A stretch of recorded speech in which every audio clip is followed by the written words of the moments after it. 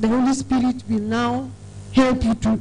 He can help you, but it is you that will start saving. Amen. So I'm going to share a few things concerning savings, and I trust that from today we begin to see savings from a different dimension, and we begin to practice it in our lives. Let's read a verse, Proverbs 21, verse 20. Proverbs 21, verse 20 says, no, this is not Proverbs.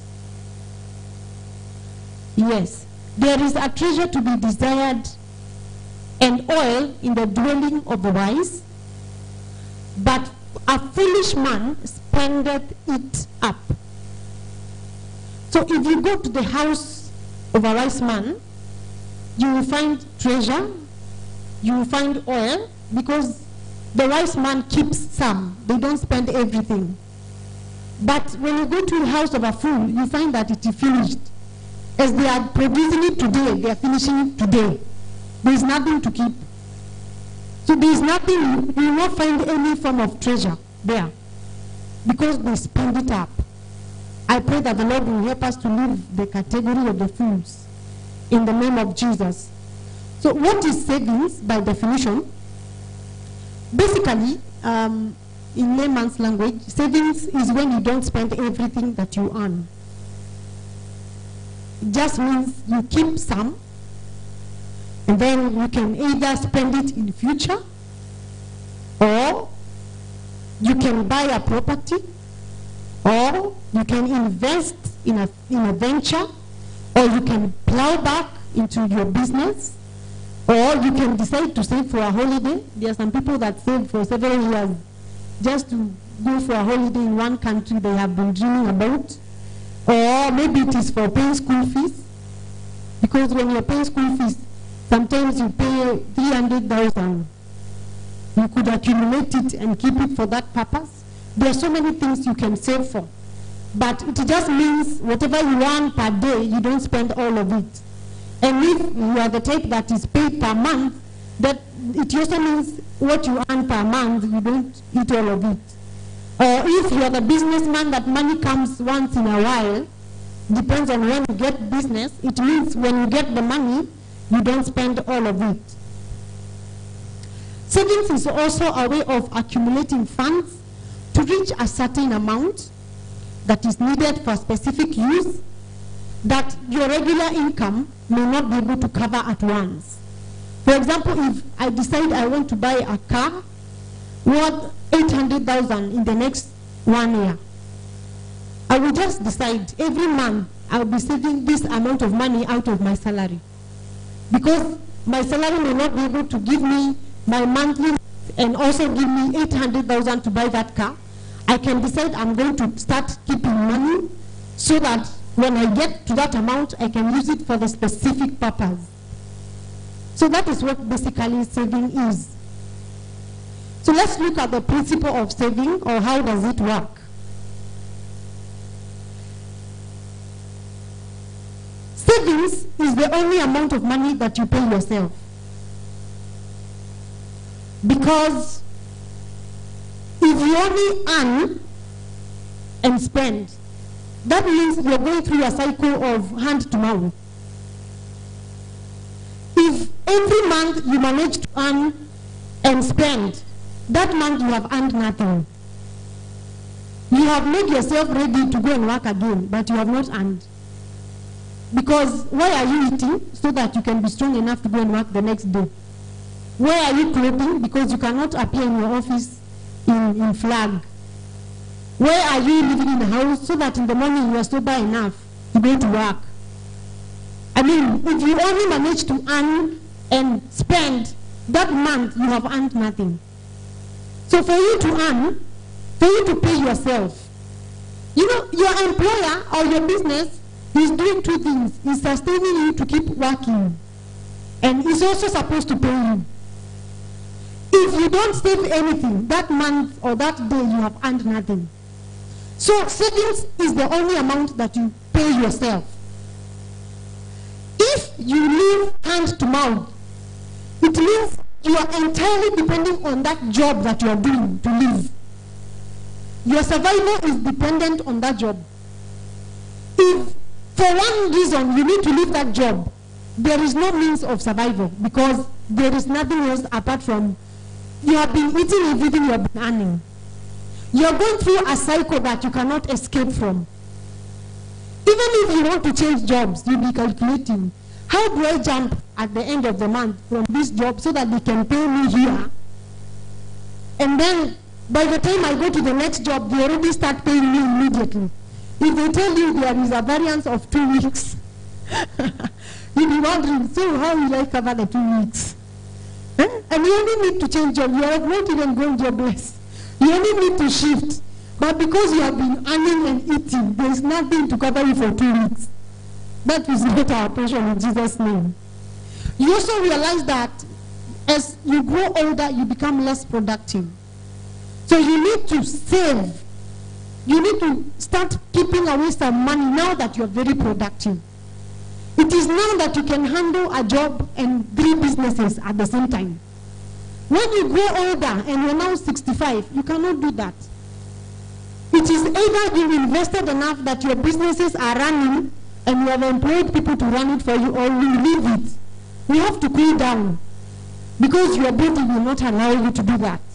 So you have to save now that you are earning, you are able to be more productive. Amen. So you need to live beyond hand to mouth. Start earning something. Start paying yourself something. Number 2 principle is that you do not need to earn too much to save. You do not need to earn so much to save. Savings are not based on how much you earn. You can save out of anything. Anytime you want to save, tell yourself, what if I do not even have this money? You know, maybe you have 10,000 and you are thinking, this 10,000 is too small. I can't save. What if you had 0 money? What if you had 0 money? So you need to tell yourself, I have to save out of what I have.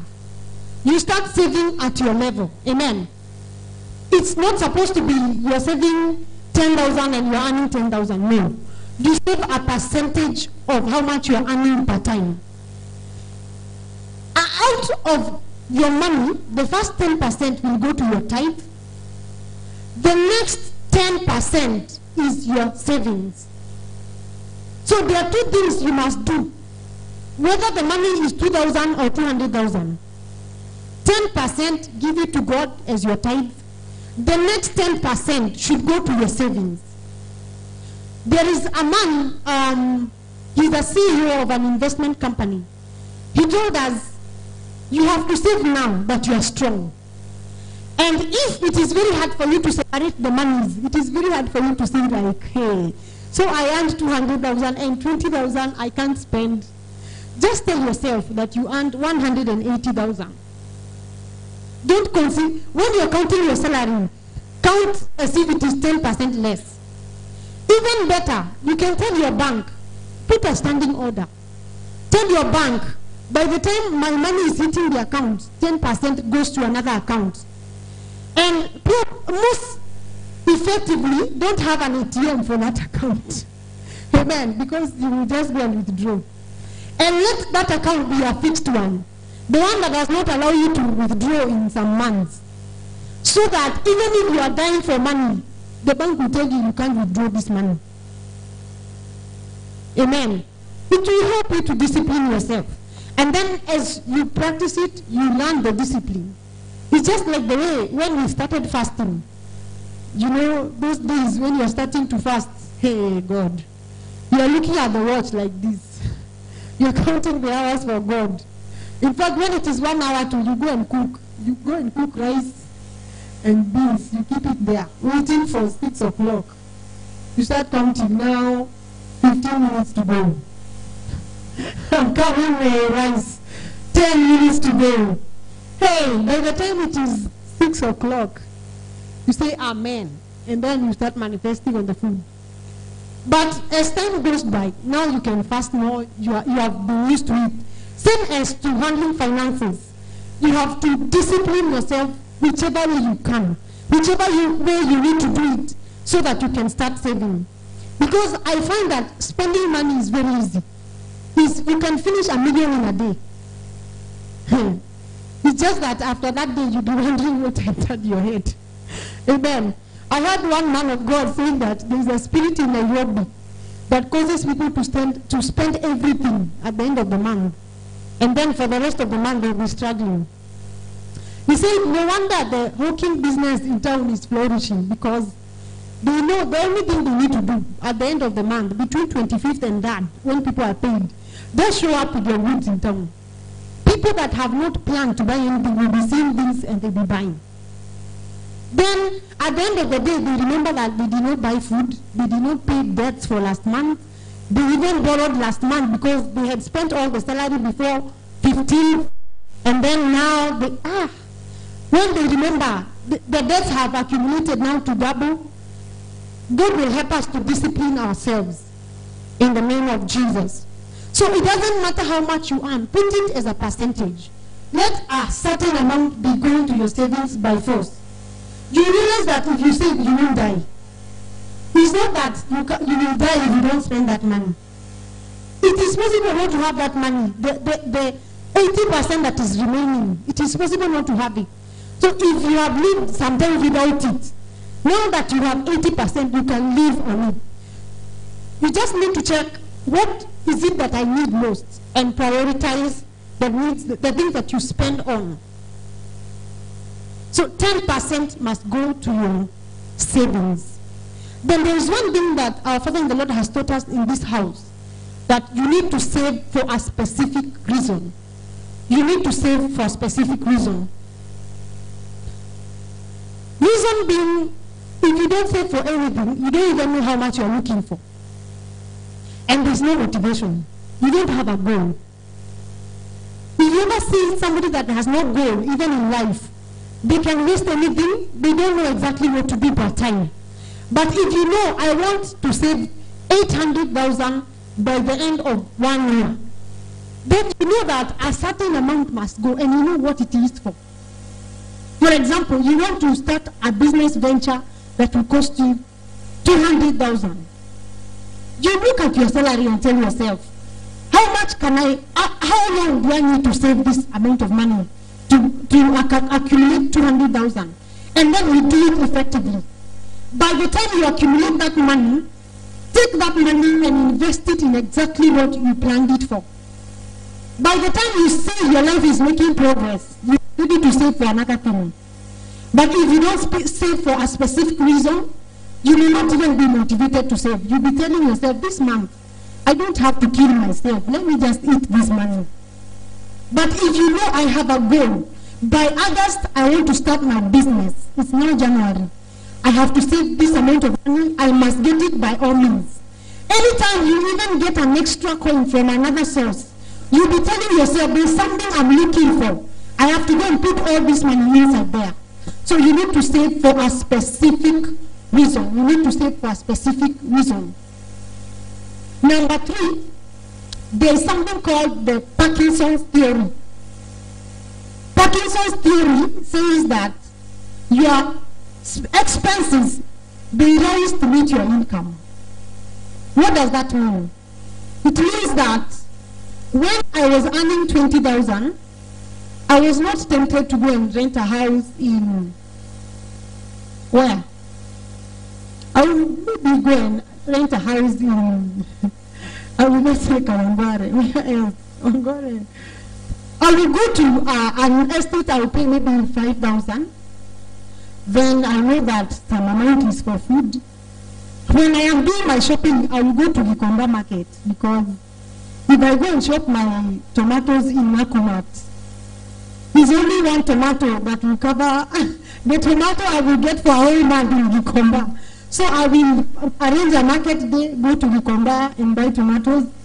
When I want to buy clothes, I will not go to, what is the name of that designer shop? I will go and buy, we have been taught to buy new clothes, but they are new, not very expensive clothes. I will go and buy those ones. I will know where they sell them. But when we pray here and God promotes me, then I start earning 200,000. Hey, my friend. First of all, my friends change. The friends I have, we now go to food joints to buy pizza once in a while. And not the regular ones. We go where pizza is 2,000. Then, apart from that, I do my shopping in the malls. I go and buy a shoe for 15,000 shillings. Because there is money. There's money. I change my car. I buy a bigger engine. And a bigger engine means more fuel, more servicing. If one wheel needs replacement, it's thrice the type that I was driving before. You know, you go and rent a house in a higher estate where the rent is now 60,000. That is how people tend to behave. Amen. So, expenses tend to rise with your income. But you must be careful with that. You might even find when you have no money is when you are owing more. Because the life that you have lived to, that happens to our politicians a lot. You know, when our politicians first come from the village and then we give them our votes, they come from very poor families. Many of them will give you their story. All of a sudden, they are earning 600,000 in a month. First of all, they change where they live immediately. Immediately, they have to move to a house where they have their own compound. They have a good car, not one or two, maybe three, because when they are driving, there is one car driving ahead and another one driving behind. They have the government security, but they also hire their personal security. They have so many things. Some of them immediately, they will go to a bank and take a loan that they don't even know what it is for properly. They don't have a business idea they have been dreaming about, but they will go and take a loan. A very big loan, because the bank will tell them 600,000 is a lot of money. You can pay even 100K per month. So that is what happens when that man loses a seat. It's like hell has broken loose, because the bank will sell your shoe, sell your car, sell everything to cover up for the loans. I pray that we will not behave like this. So what is the cure to this? How do we cure the Parkinson's theory? Because it is a reality and it is affecting us on day-to-day basis. One is to plan before you spend. Something that, again, I've learned from Apostle. He always says, when you have started praying for God to bless you, before you even get that money, ask yourself, what will I use the money for? Ask yourself, if I have 10 million today, what will I use it for? That is the only way you will not backslide when you get it. Because if you get it and there is no plan, most likely you won't see you again in church. You'll be busy spending the money. I heard one man of God saying that one of his members was praying very hard to get a certain amount of money. And after the prayers, the money came. The money was maybe $1 million. I don't know the figure. Then the man of God called the same man and told him, now, before you spend this money, you need to plan. You need to plan. And they planned to have sessions where the man of God would help him, because probably he has never handled that kind of money before. And it's a privilege to have a man of God who cares about your money. Amen. So they planned, they were going to have a session in such and such a day. That God said, that day is the last day you saw the man. The next day you saw him was like a month later. He never came to church. He never showed up anywhere. So when the man of God, that man came, he was actually telling the pastor, hey, I need prayers. The man of God knew, finished. The money has finished. So he started telling him of how he went to China, how he went to buy I don't know what. Then when he came to Kenya, he thought he would be able to sell it. And then he realized people in Kenya don't like it, that it is not relevant in Kenya. You almost feel like beating him, but And then he was asking now for prayers because he just remembered that there is a debt he really wanted to pay with that money, but he never paid. Now he needs prayers. He needs prayers. You start praying again. Maybe for another money to miraculously show up. We need to plan before we spend. Decide what is money going to be spent for. Then after you make a plan, make sure that in your hand you only have what you need per time. If today I need to go and buy things worth 3,000, I will go with my list when I'm going for shopping. I will pass by my bank and withdraw 3,000 and go and spend 3,000. Some people, they win contracts. The contract is worth 1 billion. But the 1 billion will be spent over a year because they probably are building a road. If you go and withdraw 500 million, they won. And usually you finish that road. Because as long as you have cash in your hand, you will find something to do with it. So you only go and withdraw what you need. And then spend it for what you are meant to spend it for. Don't allow extra cash to be everywhere. 20,000 is in your bag. You need 3,000. You will just find that you don't know how, but now you have 10,000.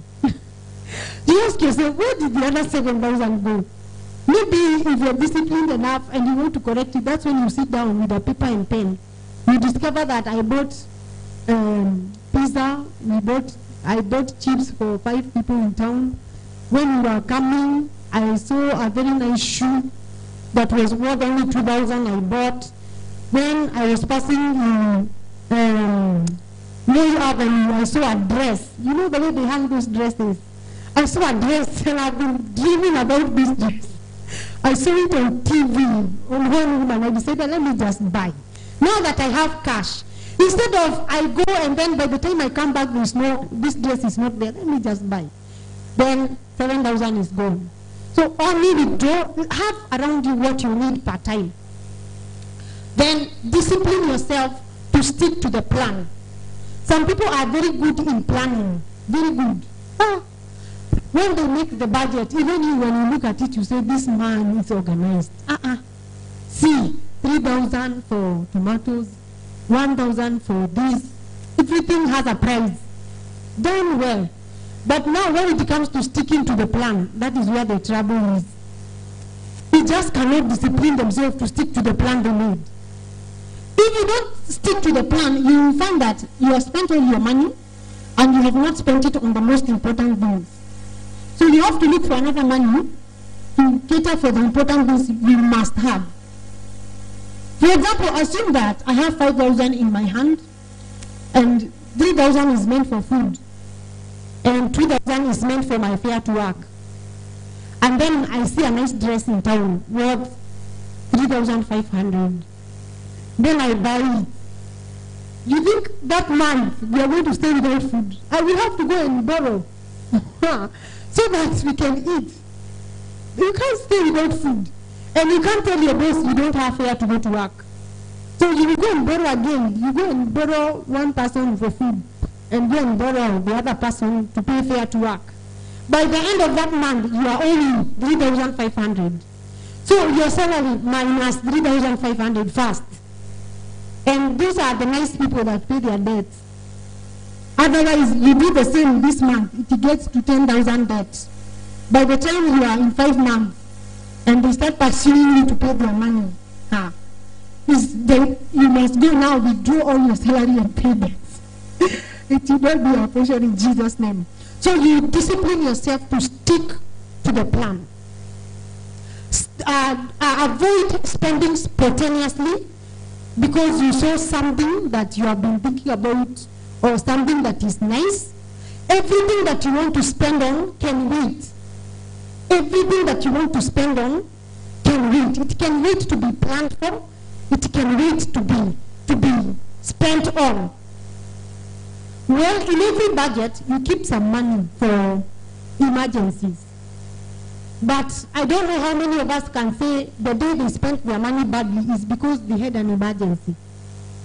Hey, 0.001%. Most of the times, it's not because you have any emergency. It's just because you spend spontaneously. Whatever you see, you buy. You pass in town, you see them selling, I don't know, a nice bag. Us ladies, we have, we need God to help us. When you see a nice bag, you think, I have to buy it now. You go and buy. When you see a nice shoe, you just go and buy. For men, I don't know what men like, but they buy immediately when they see it. And they know how to display it. That is a marketing strategy. When they wear that suit on that robot, my friend, you look at it and think, what if I am the one inside the suit? What if I am the one? See the way I'll be standing like this. You just go and buy. If they hang it on a hanger, you may not like it too much. But when it is on that dummy, you tell yourself, just change the face of that dummy to my face. Even if it is 15,000, I'm going to buy it. Amen. So God will help us so that we can discipline ourselves. We will not spend spontaneously. Display wisdom in all your spending instead of displaying money. Display wisdom in all your spending instead of displaying money. There are some people, when they go shopping, they want everybody to know that they have money. So they probably pick the most expensive things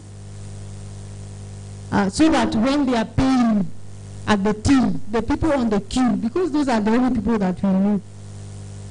If I go and buy the same thing you bought for 15,000, I go and buy it for 5,000.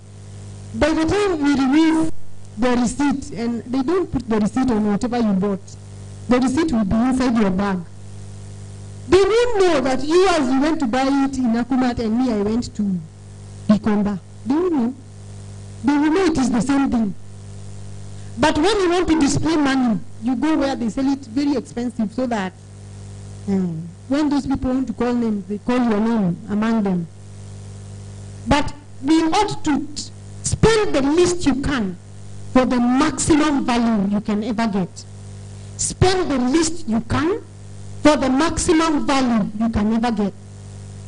So we are not saying that you should sacrifice value and go and buy cheap things. We are saying, look, go shopping first before you buy anything. Try to check the price tags of different places. Even when you go to the supermarket to buy things, you see in the same supermarket, there is something they'll be selling. It's the same thing. It is ugali. But one ugali is 300 shillings, another one is 320, another one is 280.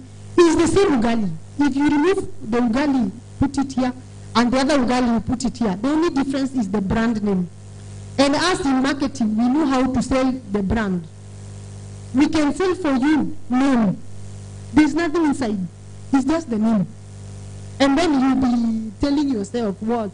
I am wearing this and that. It's the same thing. Every day they come and tell you it is now, what do they say, plus. The soap. Everything they say it is, what plus? There's nothing plus. And if you remove Ariel, and remove Omo, and remove Sunlight, it's the same thing. Totally the same. The only thing is name. We know how to do that very well. So when you're doing your shopping, go to different shops. If you want to buy a car, go and check how much do they sell it here, how much do they sell it here, so that your money can give you the greatest value. You don't want to waste it. Let it give you the greatest value. You find that you have saved a lot of money and you still got something that is very valuable. Having said that, also don't buy fake things. There are those of us also that have, I would call it poverty mentality, because that is what it is. You'd rather buy something fake than buy the one that is original. The truth is that if I pay for something fake today, I will soon pay again. So the price will meet up, because the original will stay twice or thrice or many times over than the fake one. So don't go and buy fake things to save money. Just go and buy the original one, but find where they sell it at a good price. Amen. Amen. Hallelujah. So let's study the life of Joseph, which is a major display of savings in the scriptures. The savings has been done a lot in the scriptures, but I just want us to focus on the life of Joseph. There are a few things that we can learn from it, and basically it is in the book of Genesis chapter 41. That's where I will be getting my points from. I'll be quoting some of the verses, but if you want the whole story, you can read it there. First of all, the fact that God sent Joseph to go and save tells us that savings is God's idea. Savings is God's idea. And Joseph told his brothers, he told them that it is God that sent him ahead. And he did not just send him ahead, he sent him with an idea to save. And after he saved, he actually rescued or saved again the whole world. Just imagine that nobody like Joseph showed up at that period. It could be that time the whole world would have been wiped out of hunger, because the Bible tells us that everyone in the group was going there to collect food. The Bible even explains how the hunger got so much that everybody in Egypt, first of all, spent all their money. The money finished. They started spending all their animals, cattle, horse. You just take it and take food, because money has finished in the big pockets of people. Animals finished. The people went back and told Joseph, now you can take us and our land, because that is the only thing that is remaining. Just that hunger must have been serious. Imagine that nobody thought of saving anything when there was plenty of food. What would have happened? People would have money in their pocket. People would have animals that they can sell. They will have land, but they are dying. So savings is something that God has put emphasis on in the scriptures. And it also tells us saving is almost, we can say it is time bound. There is time to save, and there is time you can't even save. Look at these people. When they had plenty, they had to save at that time. They could not start saving when it was time, when there was hunger and famine. So you need to realize, in these years when you're still strong and productive, that's when you save. If you don't save now, I don't know whether you're waiting when you're 70 so that you can start saving. It may be very tough for you to do that, because at that age, no one will employ you. You need to have invested enough to be able to have your money working for you. Amen. So we need to realize that saving is time bound. We need to do it at the right time. No wonder even when salvation came, you cannot be saved after you die. It is now that you have a chance to be alive in the world, that you will be saved for eternity. When that eternity comes, my friends, there's no salvation then. So you have to be saved now. The principle of salvation is time bound. Number 2, savings ensure the future and posterity. Let's read Proverbs 13:22. Proverbs 13:22. Proverbs 13:22. It says, a good man leaveth an inheritance to his children's children, and the wealth of the sinner is laid up for the just. My emphasis is the first part. If you are a good man, you must be able to save enough. And that, when I say save, I mean you save and probably invest, because savings, I will show you that principle. But if you are a good man, you must be able to leave something for your children's children, not just for your children. Something that not just your children will eat, something that even their children will eat, and their children and their children, your children's children, generations after you will be able to depend on. Imagine, just a good man. You know, when they say good, in my place of work, you haven't even gone too far. You are just average level. Somebody that is excellent should be able to do more than this. So if you are a good man, you must start keeping something. Or a good woman.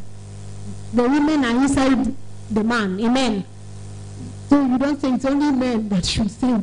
As women, we can eat everything we want. No, even women, it applies to them. We must be able to leave an inheritance for our children's children. If you want to secure the future, you must save. You must secure a future generation by saving. Number 3, savings cushion times of hardness. Savings cushion times of hardness. In this life, there are times of scarcity and there are times of plenty.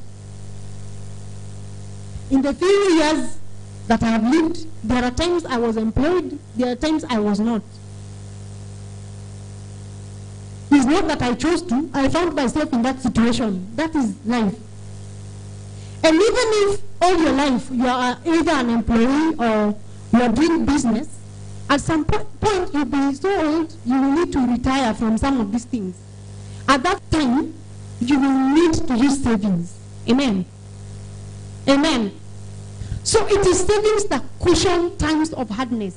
If you don't have savings, when hardness comes, you may not be able to survive. It should not be that if you need to leave your job for one reason or the other, the next day, you don't know where to sleep. No. You should have some amount. They say in business, you should have enough savings to carry you for at least 6 months. To carry all your monthly expenses for 6 months.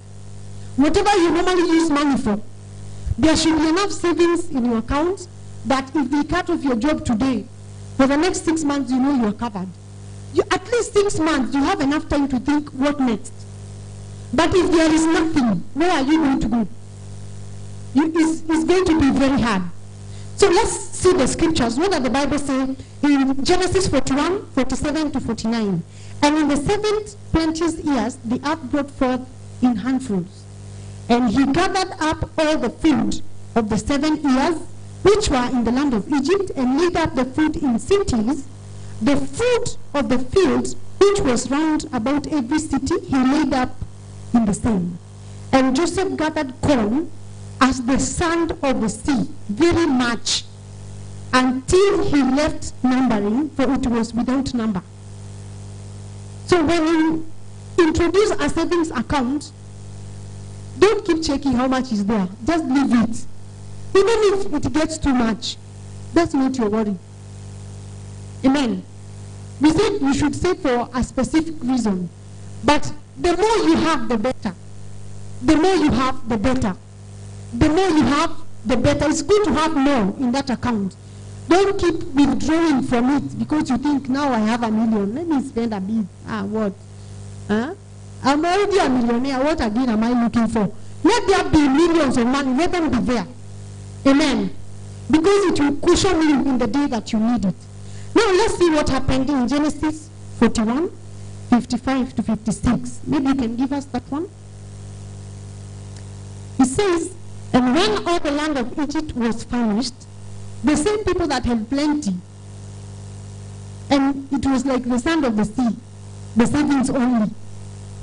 It says, when the land of Egypt was famished, the people cried to Pharaoh for bread, and Pharaoh said unto all the Egyptians, go unto Joseph. What he said unto you, do. The next verse. And the famine was over all the face of the earth. And Joseph opened all the storehouses and sold unto Egyptians, and the famine waxed so in the land of Egypt. So what Joseph just needed to do when there was a lot of famine is to open the storehouses. They now had what to eat. If this food was not there, there would be nothing to sell to them. But they had kept enough to eat for 7 years. So we need to save to cushion hard times. Just when we are there, let's look at lessons from the ant. Because the same way that Joseph behaved is the same way that ants behave. Proverbs 6, 6 to 8 says, "Go to the ant, thou sluggard." A sluggard man is a lazy man. So sometimes people do not save because they are lazy. "Consider her ways and be wise, which having no guide, overseer or ruler, provided her meat in the summer and gathered her food in the harvest." So this is an animal that knows, if I wait for winter, I cannot gather food at that time. So when it is summer, when the sun is shining, they will go and look for a lot of food and accumulate a lot of food. When the cold and the rains come, they only hide inside those ant houses. They won't be coming out to do what? They don't need to go out and be dying in the rain. They will just be eating what they kept. This is how we ought to behave. The Bible says an ant has no overseer, has no guide, has no ruler. Nobody is forcing them to do that. If there is a lesson we need to take this lesson from the ants. And I pray that we will learn it from today in Jesus' name. Now, another principle that you learn from what Joseph did concerning savings is that savings are meant to be plowed back, or they're meant to be invested so that they can produce more. The essence of saving is so that you at some point will stop working and your money will start working for you. Because there is a level you get, you can't work anymore. You need money to be working for you. If you don't save, forget about it. Every day of your life, you have to work to eat. My dad ever told me of a story of one huge man. You know when they are telling you stories and you're thinking, this man must have been a giant. And he told me that man is the one that used to plow their land where he was born. All that land, the man will plow it in one day. Meaning it's big. But the man must eat. I don't know. I have never seen that. Do you know that, what do they call it? You know now there are no such things. I think now they are used for decor. Like a tray, but it was made out of reeds. And it is very big, like this. You must cook a whole pot of githeri and just go and pour it on that thing. And then we cook like a whole thermos of tea, like 6 cups. And we put it, don't even talk to him. And then we cook uji, and a lot of uji, put it in a gourd. Don't talk to him. Before 6 a.m., go and put it under the tree where it can be under a shade and walk away. The man will come, will plow. By 10 o'clock, he plows from when it is dark. When he finishes, he will eat everything. Everything. And then he won't even talk to you. That food is his own payment. Because you can't cook a whole pot of githeri and pay him again. What are you going to pay? That food is his own payment. He will eat everything and walk away. You will go and find the whole farm has been plowed. But now the man died of hunger because when he was no longer strong to go and plow a whole piece of land. And when I say a whole, it's big. When he could no longer do that because of age, his body was becoming weaker. He could no longer sustain his eating. And in the days when he was strong, he could not keep anything because he used to eat everything. So the man died. He died of hunger. That is the same way as somebody that is not able to save. And I pray that we will be able to plow back what we save. We have been told in this house, if you just keep money in the account, one day something will just show up and you go and withdraw that money and use it for one thing or the other. But if we plow it back, it will keep investing. And that means we need to start thinking, what do I want to invest in? So that your money can start producing more money. So what Joseph did after the famine was gone, and now they are beginning to have some rains, he started giving people seed. Because there was still some food that can be seed in the store. He started giving them seed because they had to start from square zero. And they would plow, and after they had plowed, remember he had bought all their land. All the land belonged to Pharaoh because Joseph took all of it. As they were giving their land, they were taking food. So he told them, 25% of that amount that you harvest must go to Pharaoh. In other words, Joseph established a system where Pharaoh will always be earning without doing anything. He was just seated in his palace and everybody was bringing 25% of their earnings. And it was legitimate because he owned the land. It's like he was renting the land to them for 25%. So you need to allow your money to start producing for you. If you are still working every day to save, don't count yourself that your money is working for you. You are still working for money. The day your money starts producing another money, that's when you start saying your money is working for you. Amen. How many want our money to be working for us? Or you want to labor every day of your life until you are 120? God forbid. Our money will start working for us in Jesus' name. You also need to realize that Joseph was calling the shots for business. If you want to be impactful in the world of business, to be able to take up business opportunities, because one thing about opportunity is time. There's a proverb that our Father in the Lord always tells us, that Pastor Adebo said that opportunity is a strange man. He has hair in the front, doesn't have hair at the back. So if you want to be impactful in the world of business, you must be a person that saves. Because when opportunity comes, it will not wait for you to start saving that time. It is those people that have their money somewhere that will take up opportunities. And opportunities come and vanish very fast. You must be able to grip them on time. Amen. For example, I remember when they said that TV is going to be digital. Do you remember?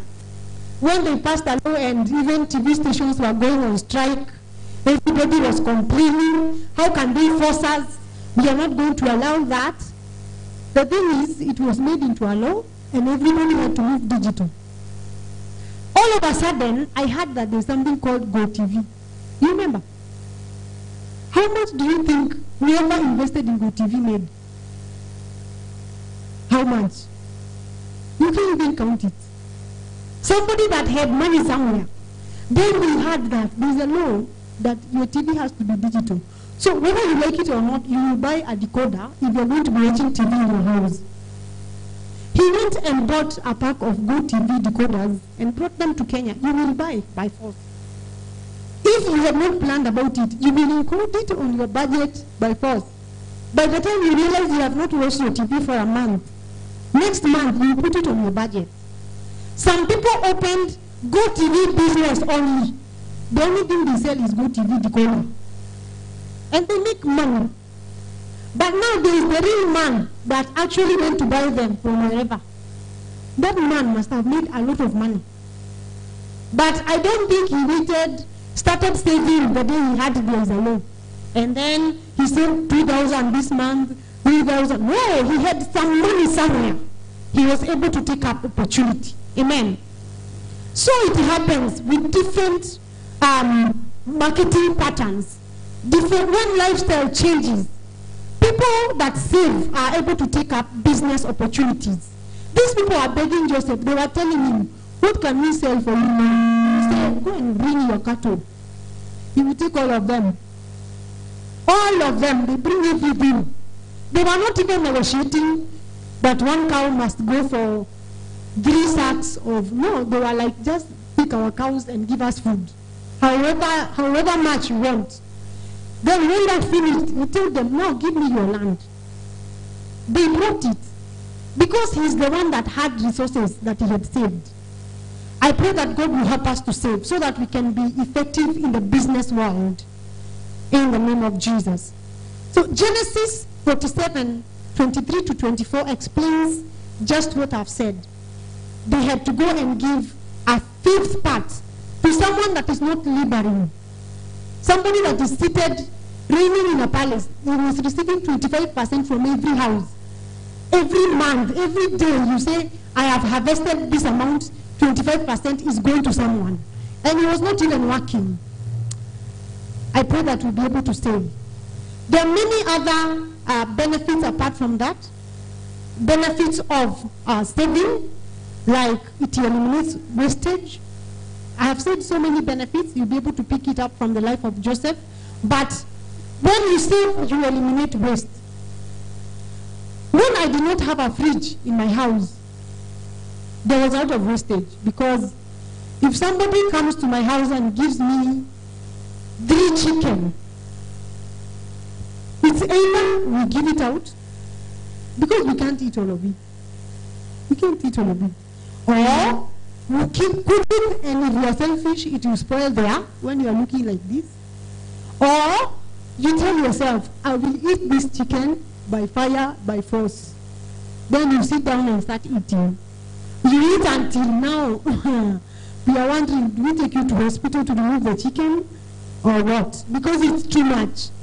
But if you have a way of saving or storing something, you tell yourself, today we only need to have the chicken.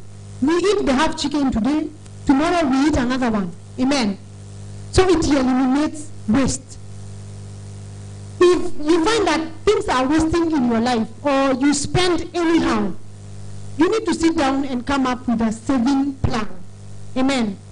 Remember, we said at the beginning, savings is the only thing you earn. If you don't save in any month or any day, depending on how you earn, then count yourself, that month you have earned nothing. You have only managed to survive, to be able to work again for another 1 month. But you have not earned anything. Make sure you pay yourself. Amen.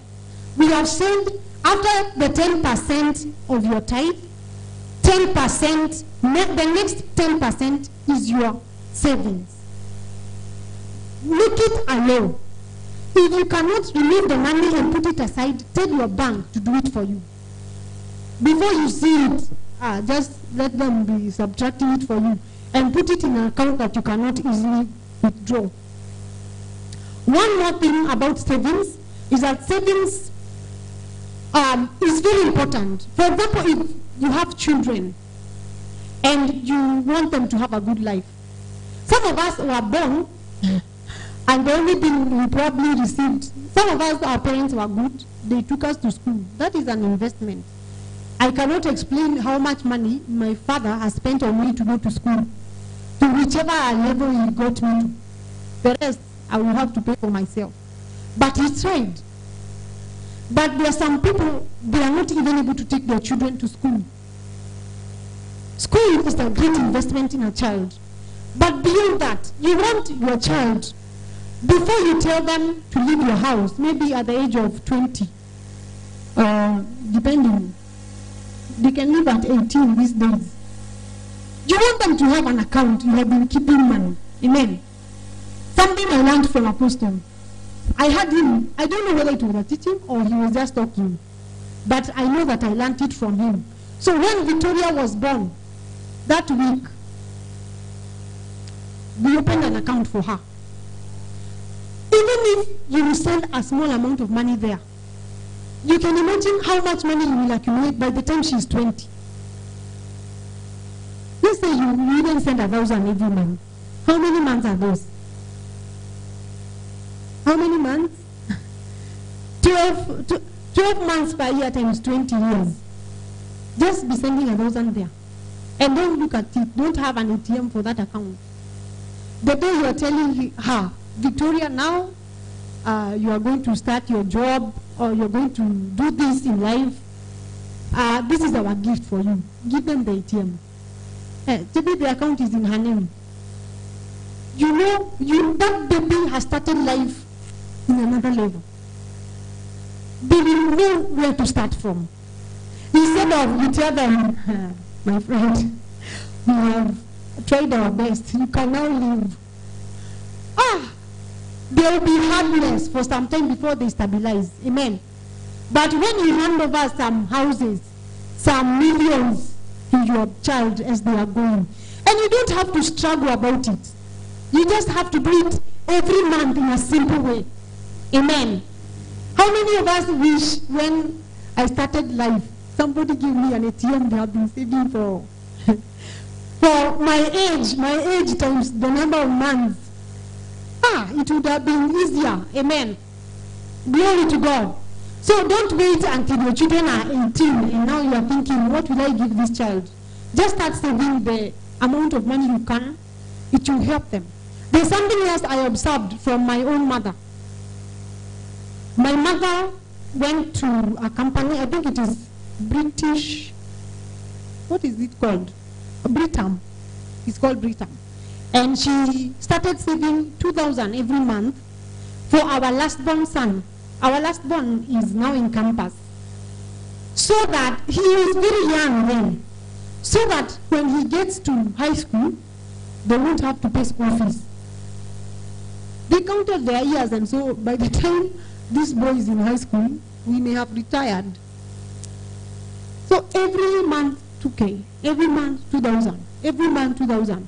By the time the boy was admitted to Nairobi school, they don't struggle. You just go and withdraw the cash. In fact, Britain will send the school fees to school. The boy will just carry his bag and go to school. You are not thinking, where is school fees coming from, and I retired 3 years ago. They tell you, when a child is coming in from 70,000. Where are you getting it from? Well, you can get it. You can get it. You could still have money, but you are not thinking about it. You have already saved the money a long time ago, and that time you are not even struggling to save it because it wasn't a lot of money. But that same 2,000 is what you branch chicken in and buy a chicken. Count it well. It's not a lot of money. It is the same money you just branch which food joint and you spend with friends. It's the same amount of money. If you keep that 2,000, I can assure you by the end of the month you spend it. But if you save it, it will do a lot in the future. I hope I have managed to convince you to save. I believe that you are already saving, and those who are not, please start paying yourself. Amen.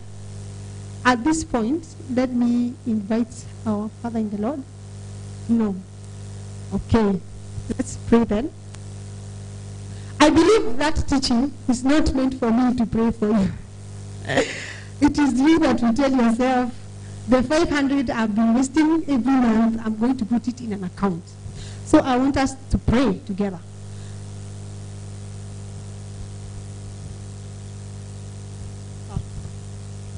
Okay, we have one prayer point to pray, dealing with devourers, which is very true. Thank you, sir. Many of the times you find that those monies that you want to save, they go with some problem that just show up. And there are some of us, when we have determined this month, I must save this much, I must give to God this much. By the time your salary lands like this, trouble breaks out. One person has broken their leg, they need 3,000. Another person gets sick, they need 2,000. There is one trouble, so you have to spend the money. And then you are wondering, even the savings I had put last year, I have to go and withdraw to solve problem. So yes, we are going to pray against devourers, but I must say that the Bible says you have to give your tithe faithfully for God to rebuke devourers for your sake. So if we pray this prayer and you don't pay your tithe, we are joking. You need to put the obedience to it and give your tithe. Amen. Shall we stand angry with devourers? Tell God to rebuke devourers for your sake. Especially if you have been a faithful tither. Quote that word. It is in the book of Malachi chapter 3. The Bible says if you give your tithe, then God will rebuke devourers for your sake. Command every devourer that comes regularly to take away the money that you want to save. Command that devourer to be destroyed today. Tell God, from today I will begin to save.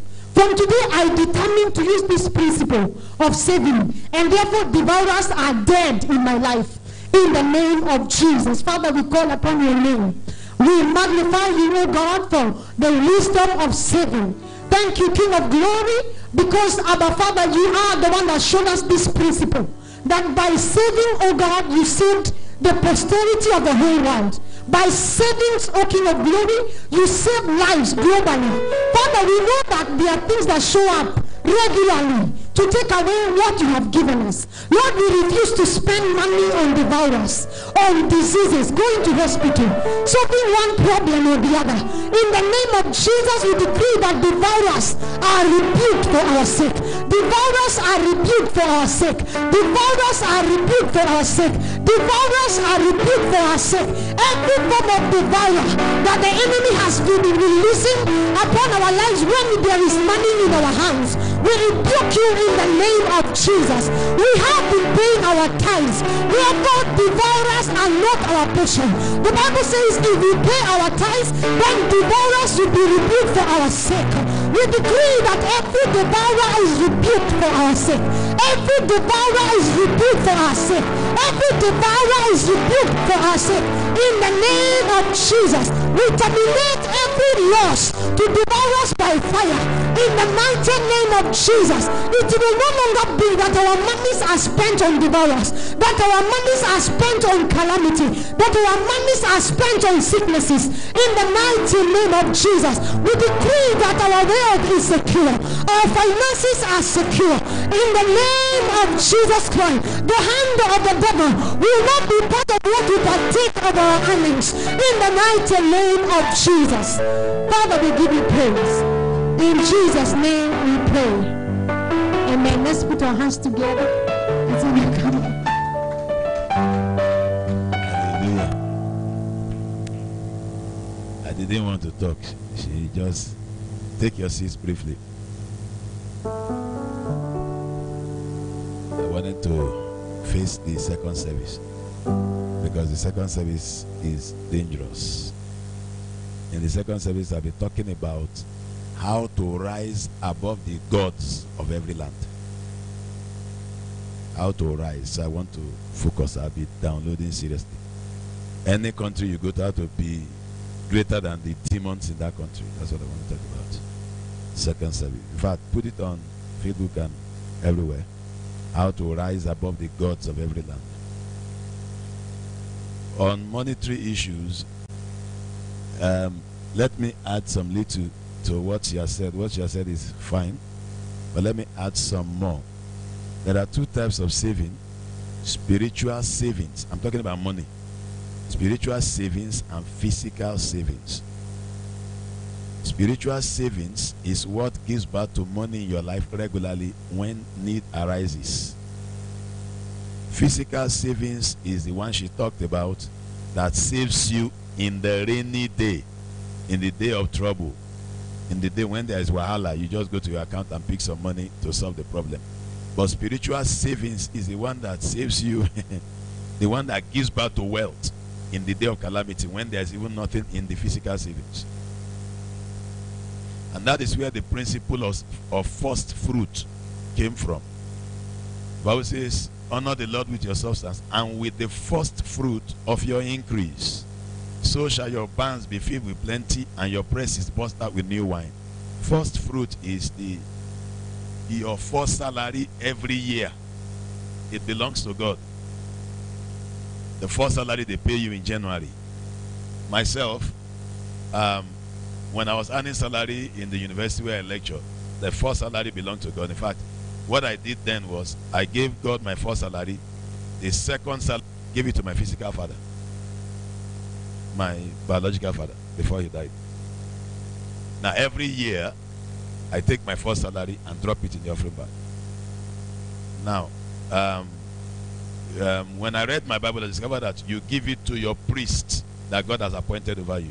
So I take it directly to Reverend Joe Olayan, drop it there and walk away. As I began to preach and God started opening my doors, any seed they give me anywhere, first seed they give me, like when I travel to America the first time every year, whatever they give me as seed belongs to God. If I travel to London maybe in June that year, maybe I didn't go in January, I didn't go in February, March, April, I go in June, That first trip to London, whatever they give me belongs to God. Everything. Where you work, now, there are two kinds of first fruit. The first fruit and then the first fruit of your increase. Your first fruit is your first salary. Your first salary when you begin work, and the first salary you earn every year. The Bible says you should give it year by year. Each year. Every January, the first salary you earn that January belongs to God. If you have not been working before and you start work, it could be very, very tough. You've not been working for a long time, you lost your job. Then you now get a new job. You really need that salary, sir. Am I right? But that one belongs to God. If you can suffer and drop that money, you will discover that your promotion will be dangerous. It gives birth to more than enough. I've noticed that giving your first fruit is very tedious for a lot of people. But when you are glued to it, you will remain at a level. You peg yourself for a long time. They will only remember to promote you once in a while. In fact, it will be difficult. In fact, they can even promote you physically to a new office, but they won't promote you financially. It has happened to a lot of people. They will give you another job, a serious role to play, and they will never pay you commensurate to it. Why? You refuse to give your first fruit. But when you give your first fruit, they can even leave you in the old office and increase your money. They will leave you to be doing the same thing you were doing before. They will just increase your money. After a while, they increase the money. After a while, they increase the money. But there are people, they increase your work and they won't increase your money. First fruit makes people increase your money and leave you at, in fact, reduce your job. What they even do is they can even promote you and put more people under you that will be doing your job, and they give you more money and a larger office. Are you understanding me? Now, money has dynamics, and that's why I'm bringing this dimension. It has dynamics. If you are a goalkeeper, you always hold on to money, you will never have money. But if you always send money, money will always look for you. So your first fruit is very important. I do it. That is why I'm confident. Every first money that enters my pocket or my hand each year belongs to God. At different occasions, like in January, some of you will just come and say, Pastor, New Year gift, the first New Year gift I get belongs to God. Some people will come maybe from Safaricom forever preach and say, man of God, a seed for you. That seed, the first one that enters belongs to God. I put them in categories. I don't only give the first money that enters and then the rest. I put them in category. I say anything that comes from Safaricom, the first one belongs to God. America, the first one belongs to God. London, first one belongs. That's what I do. And that is why over the period of that whole year, when I go back to America, whoa, more blessings come. When I go to London, more blessings come, because I gave the first one I got from London that year to God. Have you understood? That's the secret. That's the secret I operate by.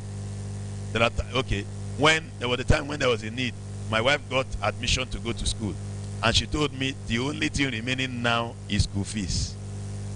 So I said, fantastic. What do I do? Now, normally I don't carry money up and down, because normally when I carry money up and down, it will be spent. Undo knows that one. When people come to me, I will just take. I'll just give you. I don't like people not having money around or suffering. I don't like at all. I don't. It will just, every money we finish, I will give you and walk away. That's the way I behave. So I don't carry money up and down, except the money I need part time. I'll carry exactly what I need, or write down. Dennis knows that one. He follows me a lot to know that I will write down everything that we need before we go to bank. When we get to bank, we'll not get exactly what we need, not the one that will not be wasted. There's no wastage anywhere here in this church. We don't waste. In fact, most of the time we'll write. When we get to the bank, we'll now ration what we have and make sure it fits in. The one that we couldn't do, it means it's not time to do it yet. That's the way I behave. All right. So when I looked at my pocket and there was not enough money. Then I remembered there was an account I opened when I traveled to London some time ago, and they gave me some pounds. I didn't spend the pounds, so I kept it. So I went to the bank, checked how much it was. Then I discovered it was enough to pay the school fees. I withdrew it and brought it. I said, Madam, you have to change it and pay your school fees. Chapter closed. That sorted it out. Within 24 hours, that problem was solved. Now, It happened that when I first went to London, I remember they gave me 200 pounds. I sold it as my first fruit. The next time I went to London to preach, I don't know what, they gave me some money. When I came back, I put it there, and that was enough to pay school fees. Chapter closed. Are you understanding me? So each time I go, they give me some pounds. I go and hide it. Each time I go, somebody gives, I hide it there after paying my tithe. Now, when I go again next year, January 2018, if I go to London anytime, the first money they give me again is not my own, it's God's own. So I drop it. Then the subsequent ones that come throughout that year till December is my own. After tithes. So pay your first fruit diligently.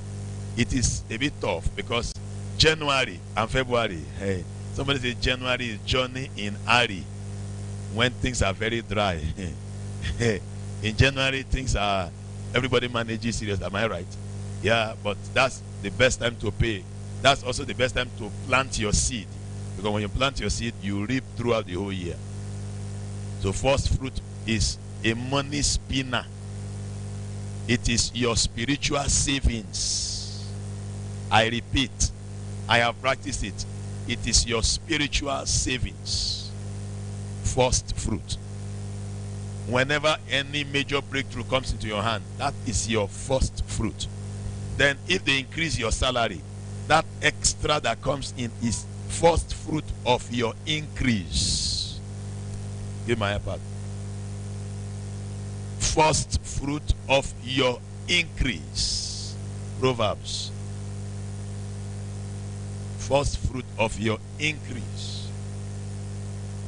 When God increases you in your office and they give you some extra amount added to the one you were earning before, that extra amount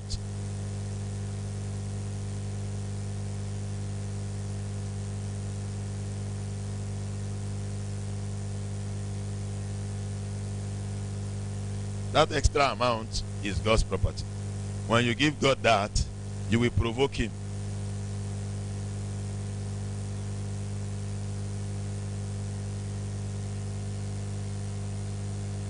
Proverbs chapter 3 verse 9. First fruit of all your increase. So when there's an increase, you were earning 60,000 before, then they promoted and started paying 75,000. The extra 15,000, the first one, belongs to God. You pay your tithes normally of 60,000, then you carry that 15,000 and give to God for that season. You are done. By the next month, when they pay you 75,000, then the 75,000 belongs to you after tithe. So you remove your tithe of 75,000, which is 7,500. The rest is yours until they make your salary again 100,000. So the extra on 75 is how much? 25,000 plus 10% of the 75,000 is God's property. Have you understood? By the time, within a short period of time, they will give you 250,000. That's the way it works. So first fruit is spiritual savings. Oundo said he wants to know my secret. Those are part of my secret. It's a secret savings with God. Somehow you will never get stranded. I traveled to Ethiopia this last trip I went. I was in Ethiopia on Friday. I spoke in Ethiopia the whole of Friday afternoon, Friday evening. Then Saturday morning, the meeting I was supposed to do Saturday morning, I asked that pastor to help me do it. So because there was only one flight from Ethiopia to Cameroon. So he did the meeting for me and I took off to Cameroon. By the time I got to Cameroon, I didn't have airtime on my phone. Fine, they got me a SIM card and put data on it. So with data, I could talk to my family and all that. I didn't really need too many things on the SIM card. But with data, I'm able to talk to them on Facebook Messenger or WhatsApp. So, but there was a time when the data was not working, and I don't like disturbing people. I'll call them and say, hey, can you get me that? It looks a bit shameful to me at my level. I should be able to get some things in my life. So I checked my M-Pesa. I had 6 shillings or so. Wow. So I reminded God, Father, I need a surplus supply now in the name of Jesus Christ. but I didn't make any noise. I told my wife my data is finishing, so when I get to the hotel, I'm able to call you. So the credit finished. I left it that way. So when I got to the hotel, I communicated them using the hotel Wi-Fi, and I slept. By the next morning, somebody sent me 30,000 from Kenya. The person said they had, not a member of this church, heard that I went on missions. That is a seed for the mission. I said, very good. And I'm in the mission field. Very good. So I was able to buy M-Pesa airtime on M-Pesa 1,000. So I was able to communicate, but I couldn't change it to dollars because I was already outside the nation. So I left it that way. Then I reminded God, Father, surprise me here. And God answered that prayer. That day I preached. One elderly man just liked me. He liked me seriously. In fact, he's an elder in that church. He followed us to the house. They made a dinner for every pastor that came. Many major pastors in Cameroon came. The pastor in charge of all the joint Pentecostal churches was around, and everybody, they were all around. So they made a dinner for us. They were all eating with me on the table. So when I was trying to make call, the man was watching me. I did not know. He noticed that the data finished. He just spoke in French. They speak French in Cameroon. He called the owner of, whether the person works there or the owner, I don't know, of a telecommunication company in Cameroon. Ordered the man to load me with data, bokup. At least I hear that one. He said the person should book bokup. So he just asked me what is the number. So the people that bought it for me told him the number. Within few minutes, they loaded data, 10,000 whatever data loaded airtime. He said they should put it in bokup level. So the thing was loaded. Whoop. I had enough data to be doing anything I wanted to do in a bokup way. So I said, I was just watching the man. Later, the man told me he owns filling stations, 11 filling stations in the place. He did this. I was just looking at him. So I thank him for the bokup airtime that he bought for me.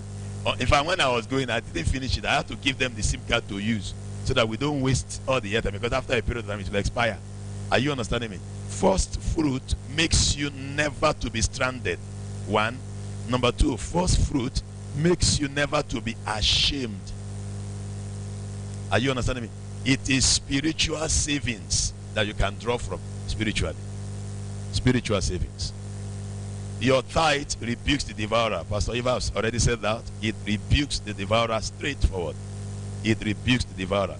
So practice it from henceforth with the little you have and start growing.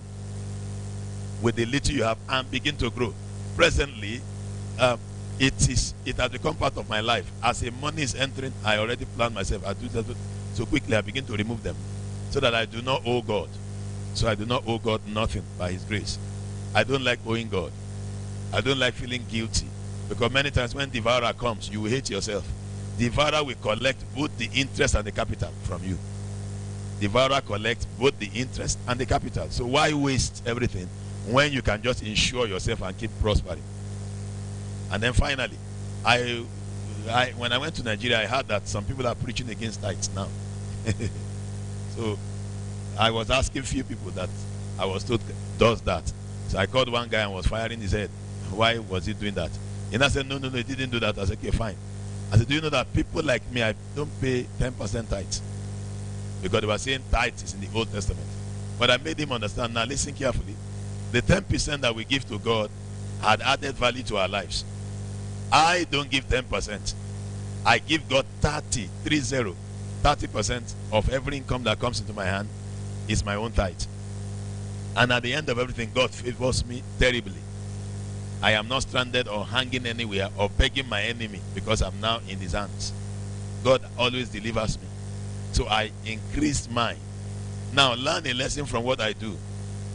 You can increase your tithe from 10% to 15% to 20% to 30%. I heard of Idahosa. Idahosa changed his own to 90%. Idahosa, he changed his own tithe to 90%. He uses 10%. He said, how can he be earning more than God, eating more than God? He said, no. You know, Idahosa is very crazy. When you give Idahosa 1,000, 900 is tithe. 10 is 100 is his.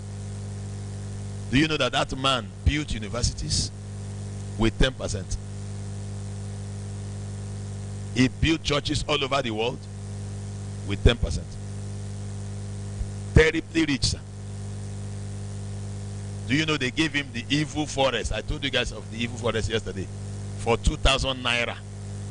He gets things at ridiculously cheap prices. That evil forest is a massive expanse of land where they used to put witches and wizards, and they believed demons were there. He said he wanted it. They said he should go and take it. They said he should pay only 2,000. And they made him sign that he collected evil forest, that in case he dies, he's the one who said he wants evil forest. The university is there now. The evil left the forest. God just gave him some kind of insight, some kind of favor. He got another landed property where the university is going to have the main campus. Now, he died. After dying, Chris Oyakilome used to be his clerk. Chris Oyakilome that you guys used to watch. The one that does like Benin, that wears white suit. Chris Oyakilome used to be the Hosa's clerk many years ago. Clerk in the office that used to carry file and sell in the bookshop of Idahosa. Chris Oyakilome. Before the anointing came on him and he became a major pastor in Nigeria. So Chris Oyakilome went to visit BIU and they gave him an honorary degree. When they gave him an honorary doctorate degree, he got angry and gave the school 1 billion naira. So they began to develop the major campus. That is the way God blesses this man. He chose to give God 90% of his income as his tithe. Chris became a millionaire and came and gave him. These are secrets. But many people that do not know that secret, they say, I beg, is my money. Why should I? I saw somebody, the proprietress of Castor Mill sent me a documentary that somebody did and said, whoever pays tithe is a goat. I have it on my phone. So the person said, whoever pays tithe, that in fact, whoever pays tithe to Pastor Adeboye is a goat.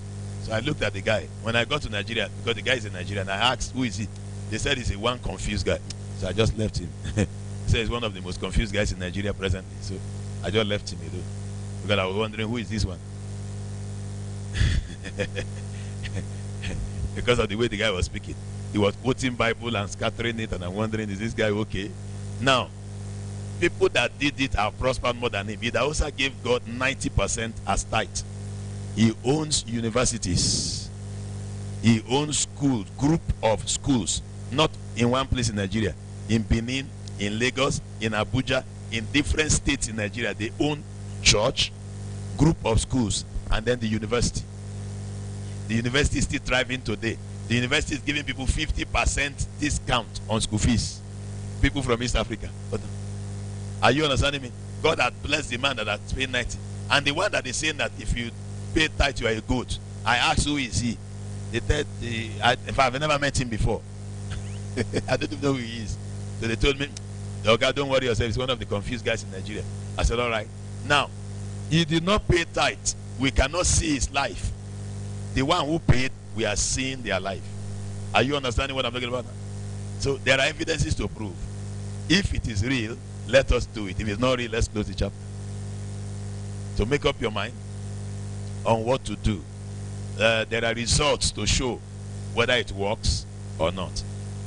Listen, there are many times when things come up and the devil decides to use simple tools or keys to kick you out, to disgrace you.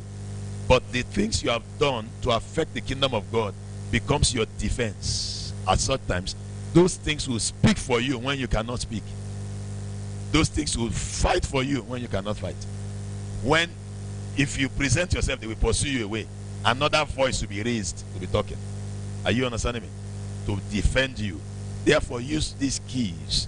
So do your spiritual savings and do your physical savings. Have you understood now? That does not disturb your offerings. Your offerings.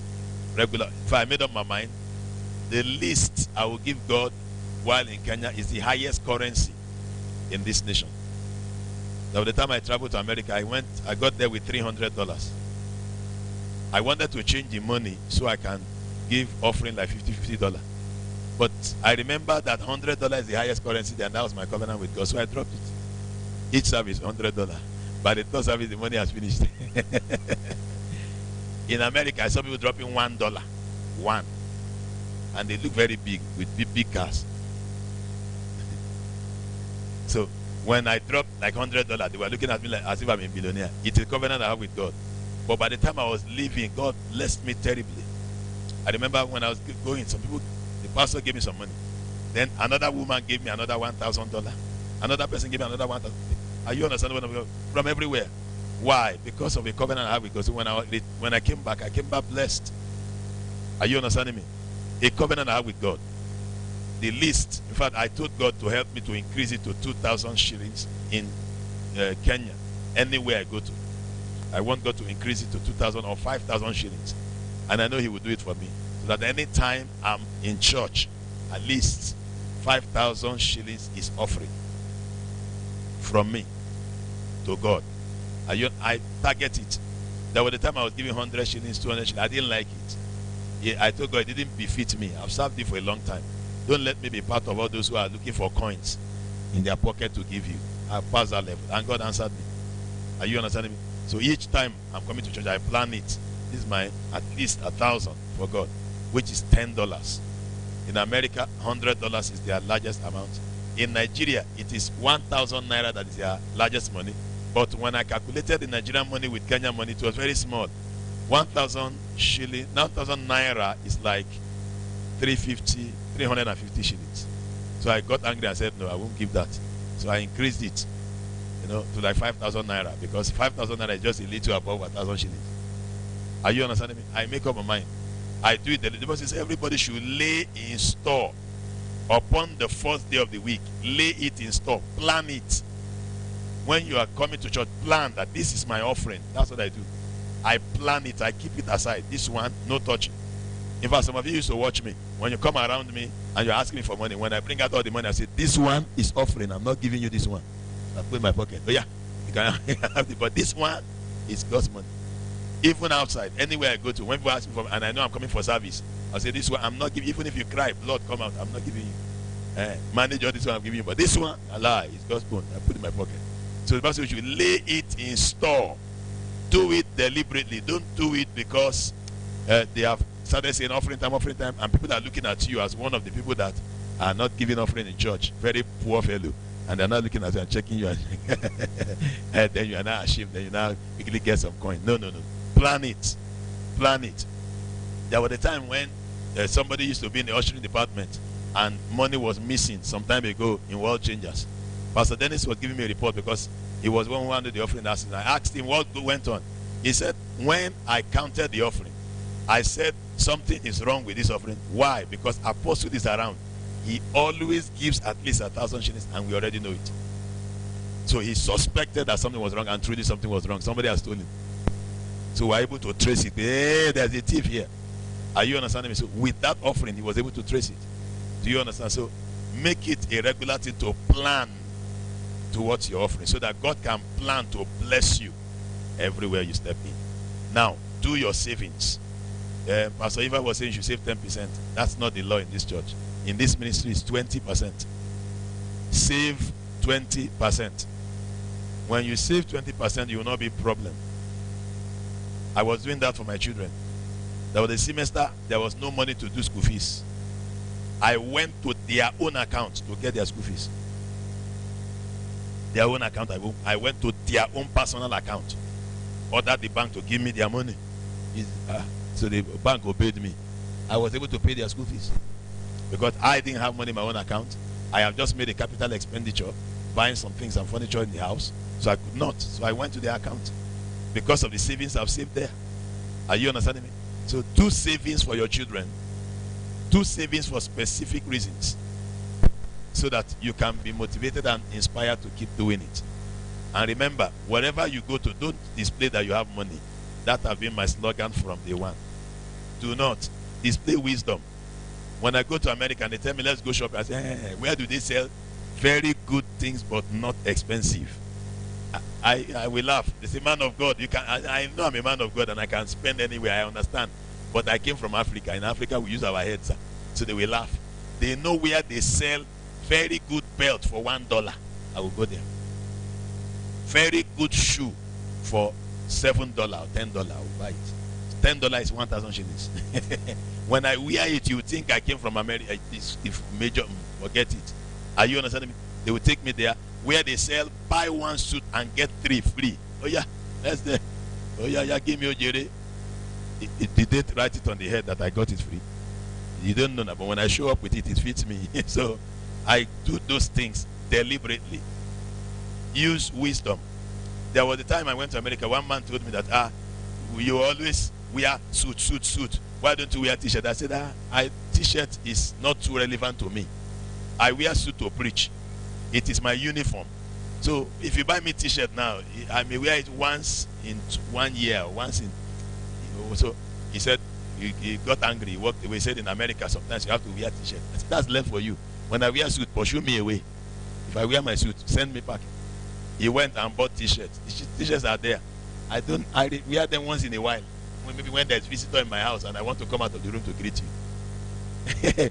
Fantastic t-shirt, but once in a while. So I get what I need, not what I don't need.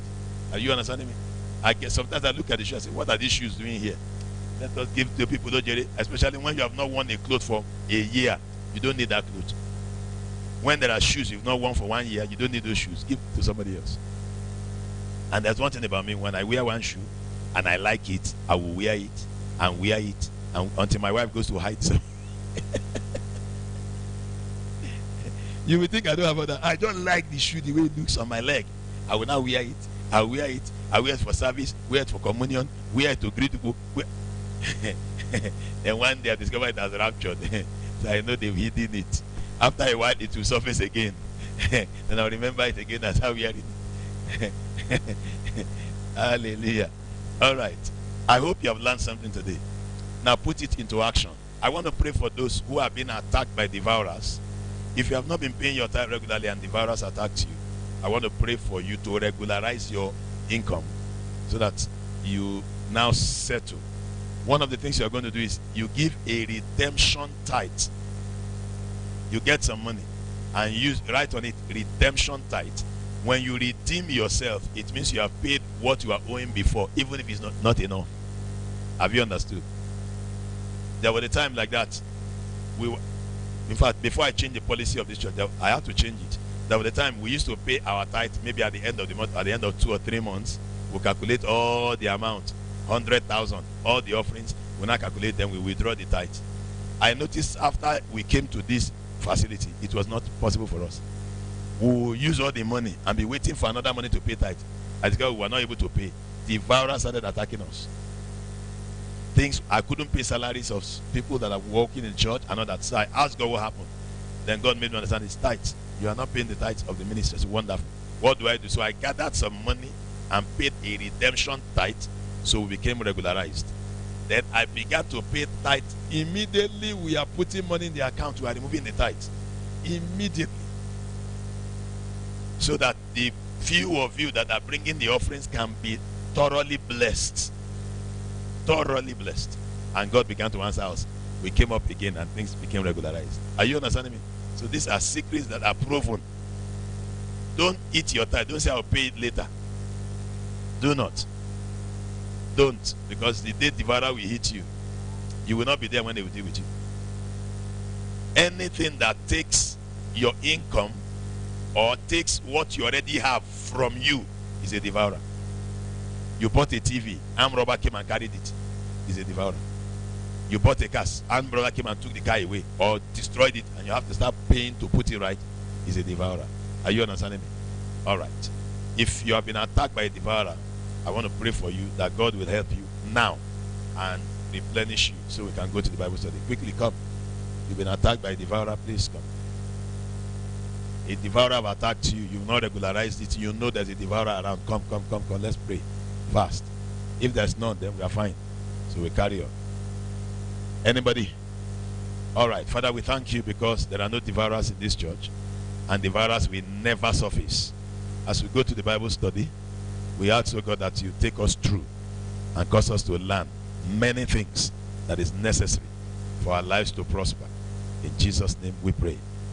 All right, get out your offerings. Let's drop it very fast.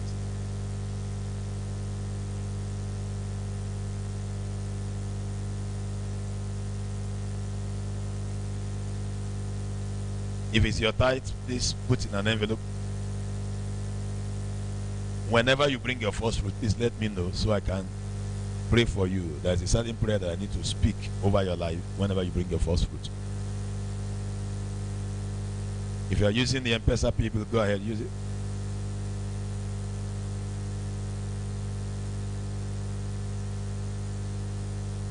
Your offerings are blessed. Step forward and drop them so we can get into the next phase.